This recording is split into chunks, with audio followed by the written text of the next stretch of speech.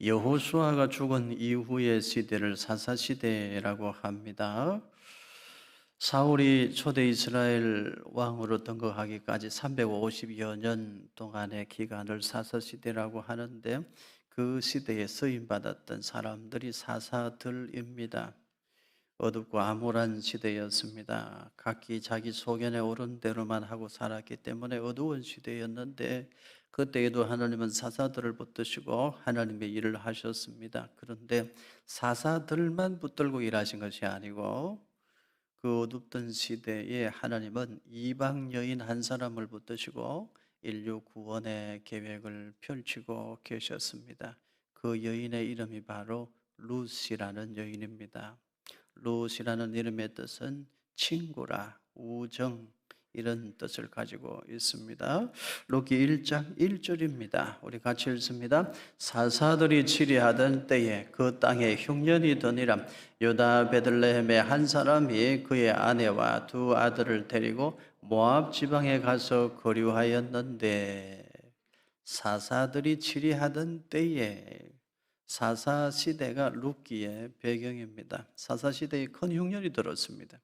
유다 베들레헴 땅에 나오미의 가정이 살고 있었는데, 나오미, 남편 엘리멜렉, 말론과 기련, 이렇게 두 아들과 함께 네 식구가 있었어요. 그런데 그 나오미의 가정이 큰 흉년이 들었을 때에 유다 베들레헴 땅을 버리고 어디로 가느냐? 모압 땅으로 내려갑니다.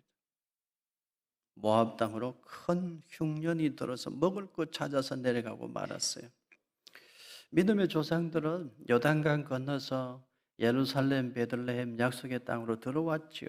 그런데 먹을 것 찾아서 나오미의 가정은 이방인의 땅, 모압 땅, 우상 숭배가 가득한 땅으로 내려가고 말았습니다. 거기서부터 잘못된 것입니다. 지도를 여러분 보십시오. 저 모압 땅을 지나서 위쪽 사해 위쪽으로 올라와서 요단강 건너서 약속의 땅으로 들어왔어요.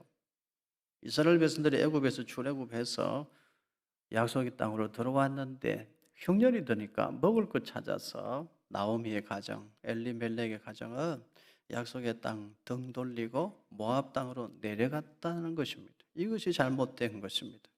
나오미의 가정 모압 땅에서 어떻게 되었을까요? 그래도 잘 살았으면 좋았을 텐데 큰 시련을 당합니다. 나오미의 남편 엘리멜렉이 죽습니다. 먹을 것 찾아서 모압 땅으로 내려갔는데 거기서 남편이 죽어요. 나오미의 마음이 얼마나 아팠겠습니까? 그래도 눈물을 닦아서 최선을 다하여 가정을 지키고 두 아들을 결혼을 시키는데, 나오미가 모압 땅에서 두 아들을 결혼을 시키니까 모압 여인을 두 며느리로 맞이했겠죠. 그 며느리 중에 한 사람이 룻입니다. 큰 며느리가 룻이고 둘째 며느리가 오르바라는 며느리예요. 하나님은 그 룻이라는 여인을 붙드시고 인류 구원의 큰 뜻을 펼치고 계셨습니다. 나오미는 눈물을 닦고 최선을 다해서 살았어요. 두 아들 결혼시키고 그래도 가정을 지키면서 살았는데, 나오미에게 인생은 너무 가혹했습니다. 그만 결혼을 시켰는데 두 아들이 죽어요. 말론도 기련도 두 아들이 죽습니다. 그런 이제 이 나오미에게는 모압 땅에서 얻은 두 자부만 남은 거예요. 그때에 나오미가 생각을 해요. 내 인생이 어디서 잘못됐나?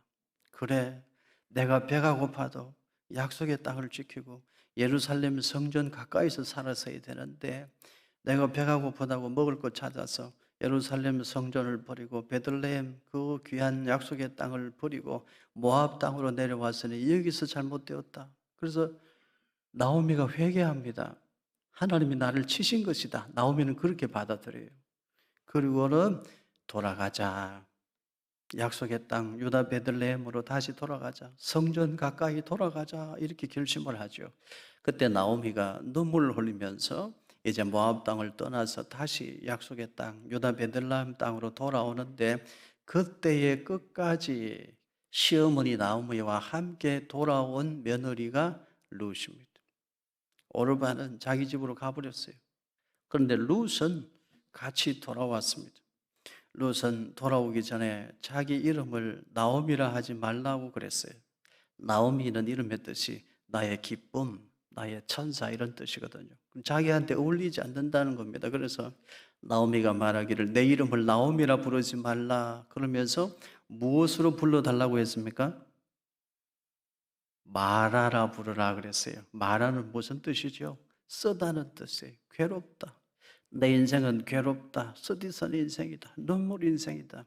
그래서 이 나오미가 늦게라도 깨닫고 다시 약속의 땅 유다 베들레헴 땅으로 돌아오는데 그때에 둘째 며느리 오르바는 자기 집으로 가버리고 첫째 며느리 룻은 시어머니를 붙쫓았더라. 성경이 그렇게 기록해요.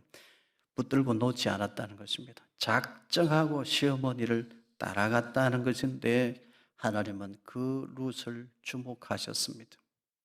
루기 1장 16절입니다. 우리 같이 읽으십시다. 룻이 이르되 내게 어머니를 떠나며 어머니를 따르지 말고 돌아가라 강권하지 마옵소서.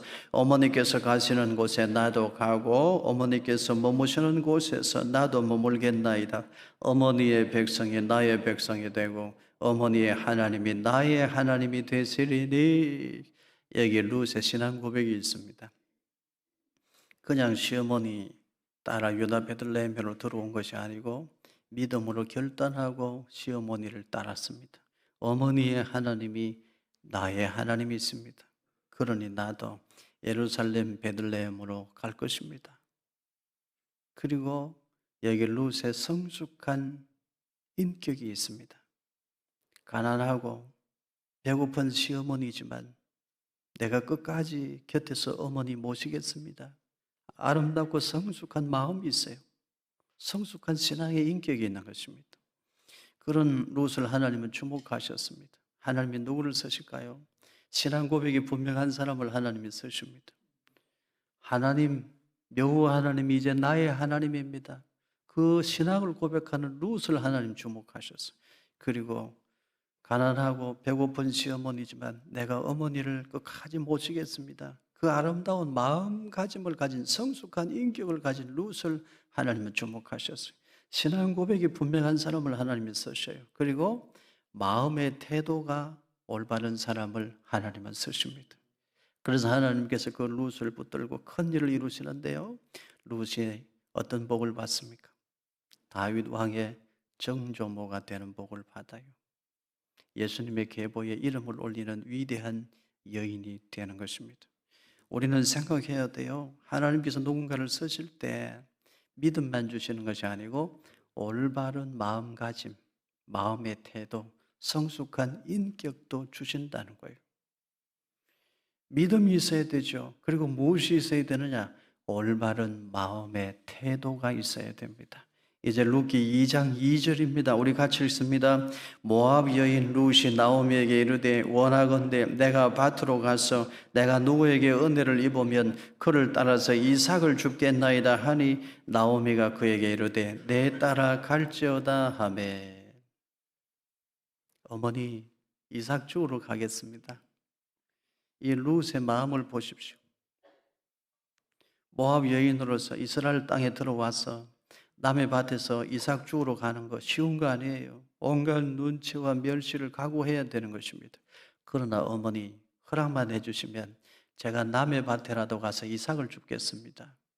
룻이 가졌던 이 마음의 태도를 우리는 주목해야 돼요. 그런 룻을 하나님도 주목하셨습니다. 룻은 남편도 없이 가난하고 처량한 시어머니를 따라 베들레헴으로 올라왔습니다. 믿음으로 결단하고 올라왔어요. 어머니의 하나님이 나의 하나님이십니다. 믿음으로 결단하고 올라왔어요. 그렇지만 현실은 너무 냉혹합니다. 배가 너무너무 고파요. 사는 것이 너무 고달파요. 그래도 룻은 원망하지 않았습니다. 불평하지 않았어요. 어머니의 하나님, 살아계신 하나님이 맞습니까? 나 어머니의 하나님, 나의 하나님으로 믿고 여기 올라왔는데 왜 이렇게 배가 고픕니까? 원망할 수 있을 텐데 불평하지 않았어요. 어머니, 제가 남의 밭에라도 가서 이삭을 줍겠습니다. 이삭은 죽을 수 있잖아요. 이삭을 죽어서라도 어머니 모시겠습니다. 어머니 걱정하지 마십시오. 이삭 주우러 가겠다는 그 마음, 그 마음의 태도를 하나님은 귀하게 보셨습니다. 그리고 복을 주셔요. 오늘 우리 현대인들에게 이 마음이 필요합니다. 오늘 우리 시대에는 이삭 줍는 마음이 많이 없어졌어요. 이것이 우리 시대의 문제입니다. 우리 사회 곳곳에 마음의 태도가 병들었습니다. 낮은 곳에서 성실히 살아가는 사람들, 그분들 귀한 분들인데 귀하게 여길 줄 몰라요. 낮은 곳에서도 성실히 최선을 다해 살아가시는 분들 위로하고 격려하고 손잡아 드려야 되는데 오히려 그런 사람들 앞에 갑질하고 그 사람들을 멸시하는 사람들이 있습니다. 우리 사회가 병들어 가고 있다는 증거인 것입니다. 낮은 곳에서도 최선을 다하는 분들, 그분들이 우리 사회의 보배라는 것 우리 잊지 말아야 되겠습니다. 롯은 시어머니를 따라 베들레헴으로 올라왔습니다. 믿음을 가지고 올라왔잖아요. 그래도 너무너무 배가 고파요. 그런데 롯은 원망도 불평도 하지 않고 이삭 주우러 가겠다는 그 마음의 태도를 가졌습니다. 오늘 우리는 그 마음의 태도를 배우기를 원하는 것입니다. 하나님의 은혜는 언제나 낮은 곳으로 흐릅니다. 저도 여러분도 우리 모두 마음을 너무 높은 데 두지 말고 우리도 이삭 줍는 마음, 그 성실한 마음을 다시 회복할 수 있기를 주님의 이름으로 축원합니다. 여기서 우리는 중요한 교훈 하나를 더 생각해야 되겠습니다. 롯은 어머니의 하나님이 나의 하나님이 되십니다 라고 고백할 때에 잘 먹고 잘 살기 위해서 하나님 믿겠다고 한 거 아닙니다. 롯은 가난한 시어머니를 따라 베들레헴 땅으로 올라가면서 배가 고파도 하나님을 나의 하나님으로 섬기겠다는 믿음의 결단이 있었던 것입니다. 우리 믿음의 태도도 점검해야 돼요.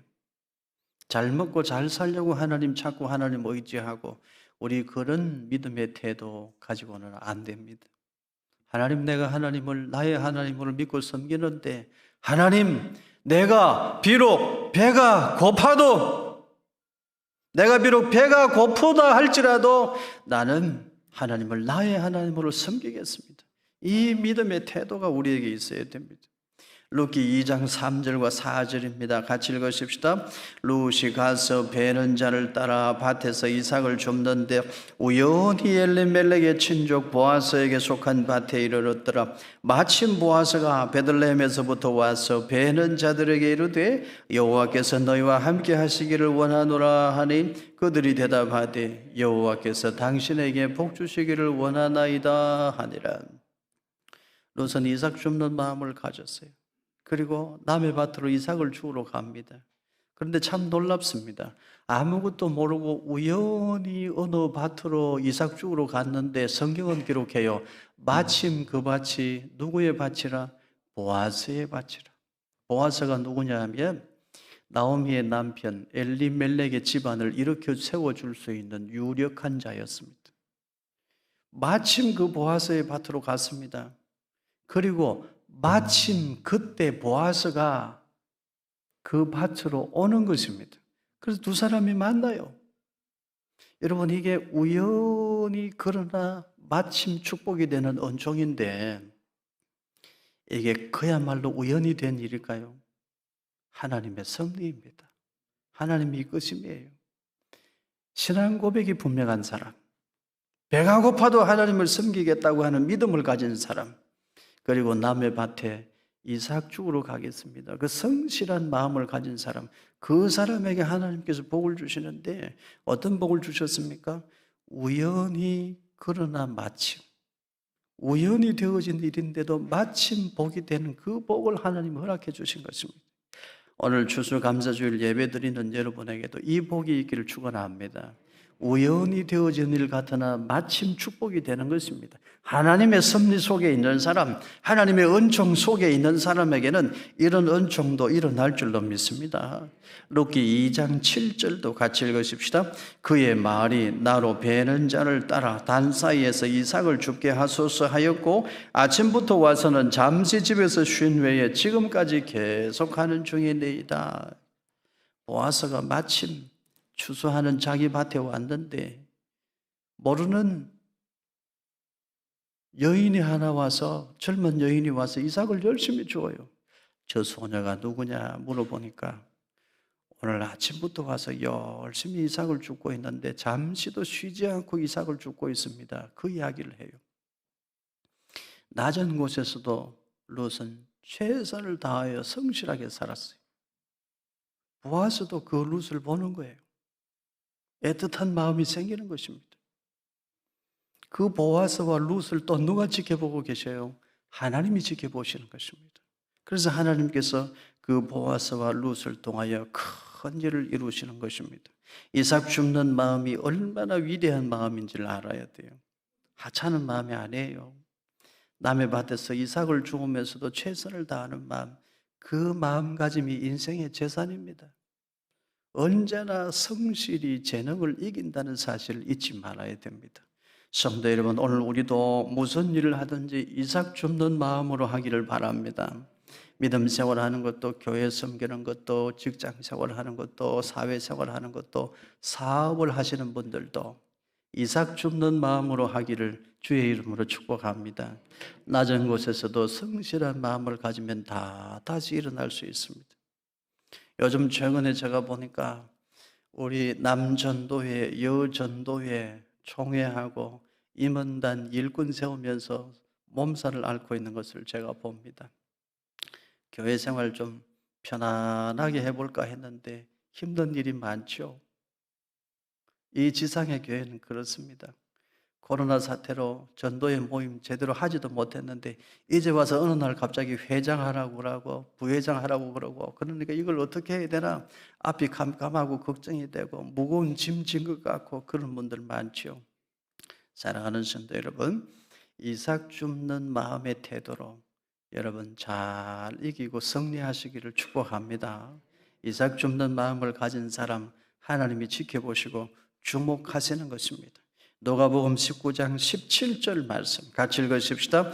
주인이 이르되 잘하였다 착한 종이여, 네가 지극히 작은 것에 충성하였으니 10고을 권세를 차지하라 하고, 지극히 작은 일에 충성하는 사람에게 하나님이 무슨 복을 주셔요? 우연히 그러나 마침내 복을 주셔요. 또 무슨 복을 주셔요? 10고을 권세를 차지하는 축복도 주시겠다 약속했습니다. 우리는 10고을 권세까지 안 받아도 되지만 하나님이 약속하신 은혜요, 약속하신 축복인 것입니다. 빌립보서 2장 5절부터 8절까지 말씀도 같이 읽겠습니다. 너희 안에 이 마음을 품어라. 곧 그리스도 예수의 마음이니 그는 근본 하나님의 본체시나 하나님과 동등됨을 취할 것으로 여기지 아니하시고 오히려 자기를 비워 종의 형체를 가지사 사람들과 같이 되셨고 사람의 모양으로 나타나사 자기를 낮추시고 죽기까지 복종하셨으니 곧 십자가에 죽으심이라. 사실은 이삭 줍는 마음은 우리 예수님의 마음입니다. 여러분 생각해 보십시오. 우리가 떨어진 이삭이었습니다. 우리가 땅에 떨어진 이삭이었어요. 사람들의 발에 밟힐 수밖에 없는 그런 형편에 처했던 자들이 오늘 우리 자신들 아닙니까? 우리가 땅에 떨어진 자들이에요. 우리가 땅에 떨어진 이삭과 같아요. 우리 예수님은 이삭 주우러 오셨어요. 사람들의 발에 밟힐 운명에 처해 있는 우리, 멸망할 수밖에 없는 우리를 위해서 예수님이 이 땅에 오셔서 십자가 지시고 피 흘려 죽기까지 하시면서 우리를 이삭을 주우신 거예요. 우리를 건지시고 살리신 거예요. 하나님의 곳간에 들어가게 하신 거예요. 우리 예수님의 마음이 이삭 줍는 마음입니다. 여러분, 우리는 오늘 추수감사주일 예배 드리고 있습니다. 그리고 성탄절을 앞에 두고 있습니다. 오늘 추수감사주일을 지나서 성탄절을 기다리면서 성도 여러분, 저도 여러분도 우리 마음의 태도를 바르게 고치는 은혜가 있기를 축복합니다. 마음의 태도가 중요해요. 우리 마음이 너무 높은 데 있지 않습니까? 우리 마음이 너무 교만한 곳에 있지 않나요? 우리 마음의 태도를 다시 바르게 하십시다. 하나님은 마음의 태도가 올바른 사람을 쓰셔요. 어머니 이삭 주우러 가겠습니다. 이삭을 주우면서 남의 밭에 있어 이삭을 주우면서도 최선을 다하는 것입니다. 남의 물그릇에서 목을 죽이면서도 최선을 다하는 거예요. 원망하지 않습니다. 불평하지 않아요. 할 수 있는 일을 찾아서 최선을 다할 때 하나님께서 우연히 그러나 마침내 복을 주시고 열 고을 권세 이상도 차지하는 축복도 하나님이 허락해 주시는 것입니다. 룻은 모압 족속의 후예로 태어났어요. 이 모압 족속은 부끄러운 사람들입니다. 소돔 땅으로 갔어요. 조상들이 소돔 고모라의 영향을 받았습니다. 그래서 부끄러워요. 여호와의 총회에 들어오지 못한다는 심판을 받은 족속이 모압 족속이에요. 룻은 그 모압 족속의 여인입니다. 그렇지만 룻에게는 너무나 소중한 인생의 재산이 있었습니다. 두 가지 무엇입니까? 룻은 시어머니 나오미를 통해서 여호와 하나님이 참 하나님이심을 알았어요. 믿음의 재산입니다. 어머니의 하나님이 나의 하나님이신데 내가 어찌 예루살렘 베들레헴으로 돌아가지 않겠습니까? 나도 그 땅에 가야 됩니다. 믿음의 재산이 있었어요. 또 하나 무슨 재산이 있었습니까? 이삭 줍는 마음의 재산입니다. 성실한 마음의 재산이에요. 남의 밭에서 이삭을 주우면서도 최선을 다하면서 사는 성실한 마음의 태도가 있었어요. 그게 룻의 재산이에요. 하나님은 그런 룻을 붙드시고 그 어둡던 시절 사사시대에도 크고 놀라운 일을 이루고 계셨는데 예수님이 이 땅에 오시는 길을 만들고 계셨습니다. 룻은 다윗 왕조를 일으켜 세우고 다윗 왕조를 여는 축복의 통로로 쓰임을 받은 것입니다. 우리 마음에 이삭 줍는 마음의 태도가 다시 회복되어야 돼요. 우리 민족의 가슴에도 이삭 줍는 마음이 다시 회복되어야 됩니다. 저는 남의 밭에서 이삭 줍는 사람의 심정을 조금은 알 수 있습니다. 저희 아버지가 남의 땅을 빌려서 농사 짓는 가난한 농부셨기 때문에 저는 이삭 줍는 마음을 알아요. 열심히 땀 흘려 일하지만 항상 부족해요. 늘 마음이 아픈 것입니다. 저는 그런 아버지를 보면서 어릴 때 기특한 생각을 한 적이 있습니다. 우리 아버지, 우리 어머니를 어떻게 하면 기쁘게 해드릴까? 제가 공부를 하면 우리 아버지, 어머니가 그렇게 좋아하시더라고요. 그래서 열심히 공부했습니다. 추운 겨울날에도 책상에 앉아서 열심히 공부를 하고 있으면 방문이 스르르 열려요. 우리 아버지가 방문을 스르르 열고서는 제가 공부하는 뒷모습을 쳐다보고 계시는 거예요. 안 봐도 다 보여요. 얼마나 흐뭇해 하시는지. 그리고 좀 있다가 다시 방문이 다시 스르르 열려요. 우리 아버지가 방문을 열고 저를 쳐다본다는 걸 저는 알지만 모른 척하고 딴짓 하다가도 열심히 공부하는 척 하는 거예요. 그러면 우리 아버지는 다시 방문을 스르르 열고 뭔가를 방문 앞에 딱 두 개를 놓고 다시 방문을 닫으셔요. 여기 보면 큰 대봉감이 있는데 저희 어릴 때 살던 집 뒤에 큰 대봉 감나무가 있었어요. 거기 감이 많이 열리는데 그 감을 따서 창고에 잘 넣어 두셨다가 겨울에 그걸 하나씩 꺼내서 간식으로 먹는데 제가 공부 열심히 하는 날은 아버지가 방문을 서로 열고 두 개를 주시는 거예요. 저는 지금도 그래서 감을 좋아해요. 여기 다른 거 다 마음이 별로 없는데 저기 대봉은 제 마음에 욕심이 조금 있어요. 추억의 맛이니까 그래요.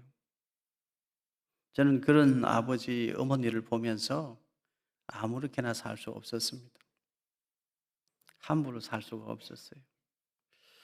부모가 이삭 줍는 마음으로 살면 자식은 절대 잘못되지 않습니다. 부모의 마음의 태도가 이삭 줍는 마음의 태도로 살면 자식은 잘못되지 않아요. 혹 세상으로 갔다가도 다시 돌아옵니다. 여러분, 오늘 우리에게 이삭 줍는 마음이 다시 회복되기를 예수님 이름으로 축원합니다. 그 성실함이 인생의 재산이라는 것을 잊지 말아야 됩니다. 성실은 언제나 재능을 이깁니다. 틀림없이 그렇습니다. 성실이 재능을 이깁니다. 타고난 재능보다 중요한 것이 마음의 태도입니다. 이삭 줍는 마음을 가지면 누구나 아름다운 사람이 되고 넘어져도 다시 일어날 수 있고 결국은 승리하고 행복한 사람이 됩니다. 오늘 추수감사주일입니다. 하나님께서 우리 각자에게 베풀어 주신 은혜가 참으로 큽니다.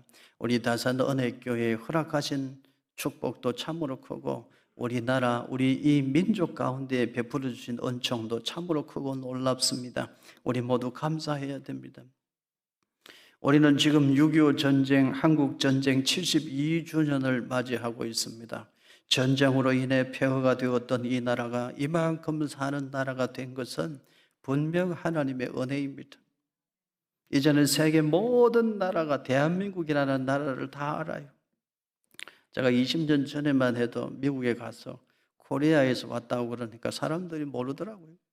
지금 대한민국 모르는 나라가 어디 있습니까? K-팝 전 세계의 문화가 됐어요. 우리나라 모르는 사람이 없어요. 어떻게 우리 민족이 이런 복을 받았습니까? 정말 하나님의 은혜인 줄로 믿습니다. 다른 말로는 설명이 불가능해요. 그리고 우리 선조들, 우리 선배들이 이삭 줍는 마음으로 열심히 땀 흘리며 살았기 때문이라는 사실도 우리는 기억해야 됩니다. 불과 50년 전만 해도 우리는 배고픈 나라였습니다. 독일의 탐부로 간호사로 그렇게 고생해서 번 돈으로 이 나라 경제의 기초를 세웠습니다.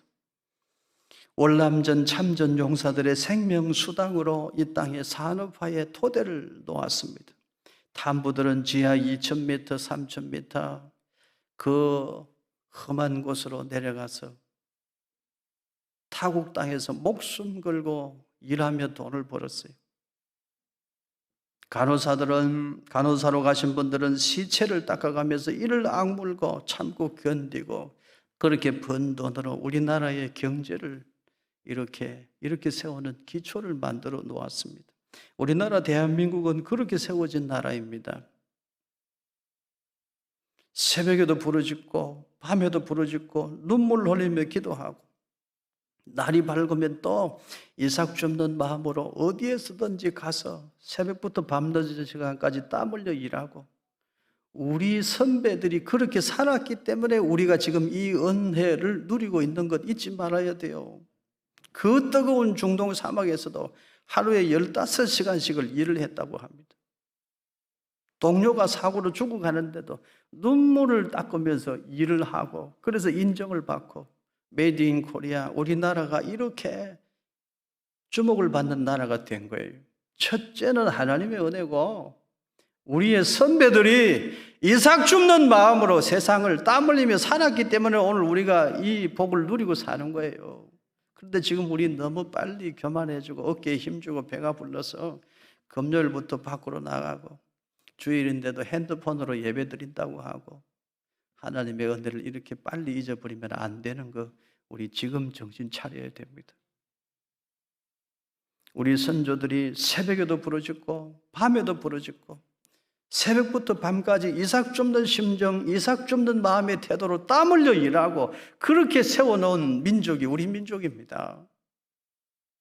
그런데 우리는 지금 어떻습니까?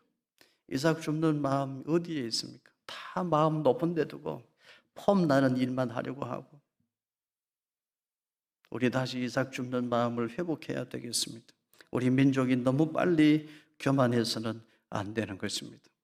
경영자는 노동자를 더 생각하고 노동자는 경영자를 한 번 더 생각하고 서로가 이삭 줍는 마음을 가질 때에 이 민족이 지금 닥친 이 경제적인 한파도 이겨낼 수 있을 줄로 믿습니다. 룻은 이삭 줍는 마음으로 복을 받았어요. 룻은 이삭 줍다가 보아스를 만났어요. 우연히 마침 10골 이상의 권세를 차지하는 그 복, 룻은요 어머니의 하나님이 나의 하나님이십니다. 배가 고파도 하나님을 나는 섬길 것입니다. 그 믿음의 재산과 남의 밭에라도 가서 이삭을 줍겠습니다 라고 고백했던 그 성실한 이삭 줍는 마음의 태도가 있어 그 재산으로 룻은 쓰임받고 복을 받았습니다. 저도 여러분도 우리 자녀들도 우리 다음 세대도 그리고 우리 사랑하는 우리나라 대한민국도 우리 민족도 다시 이삭 줍는 마음의 태도를 회복해서 하나님 앞에 다시 은혜 받고 다시 귀하게 복을 받는 은총이 있기를 예수님 이름으로 축원합니다.